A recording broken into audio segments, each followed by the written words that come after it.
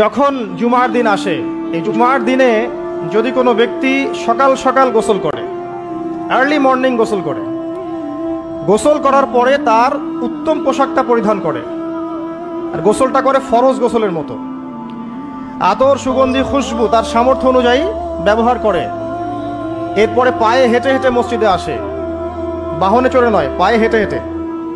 যদি আপনি অনেক দূরে থাকেন সেটা আলাদা কথা।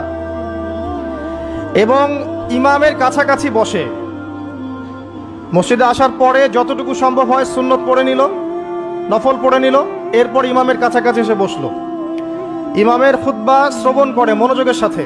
খুতবা শ্রবণ করার সময় কাউকে কষ্ট দেয় না। কাউকে কষ্ট দেয় না মানে হচ্ছে যে কেউ কথা বললে তাকে এতটুকু বলে না যে তুমি চুপ করো, কোনো কষ্ট দেয় না। ইমামের খুতবা শ্রবণ করে, নামাজ পড়ে ইমামের সাথে। এই ব্যক্তির আমল নামায় নবী সাল্লাল্লাহু আলাইহি ওয়াসাল্লাম বলছেন যে প্রত্যেক পদক্ষেপের বিনিময়ে 1 বছরের নফল নামাজ আর 1 বছরের নফল রোজার নেকি লেখা হয়। জুমার এই সমস্ত নেকি নষ্ট হয়ে যাবে যদি আমরা এখানে আদব রক্ষা করতে না পারি।